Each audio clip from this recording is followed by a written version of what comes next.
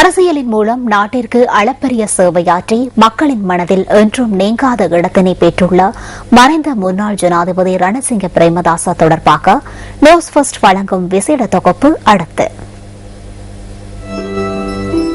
1924 ஆண்டு ஜூன் மாதம் 23ஆம் தேதி பிறந்த ரணசிங்க பிரேமதாச 1965ஆம் ஆண்டு மத்திய கொழும்பு தொகுதியில் போட்டியிட்டு பாராளுமன்றத்திற்கு தெரிவானார்.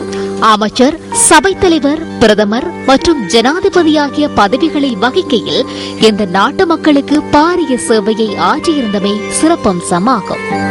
ரணசிங்க பிரேமதாச நாட்டின் 3வது ஜனாதிபதியாக 1989ஆம் ஆண்டு ஜனவரி மாதம் 2ஆம் தேதி பதவி பிரமாணம் செய்து கொண்டார்.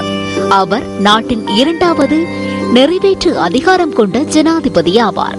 கம்முதாப திட்டத்தை உருவாக்கிய ஜனாதிபதி பிரேமதாச முன்வைத்த வீடமைப்பு திட்டத்தினால் அவர் ஐக்கிய நாடுகளின் விசேட பாராட்டுகளுக்கும் உரித்தானார்.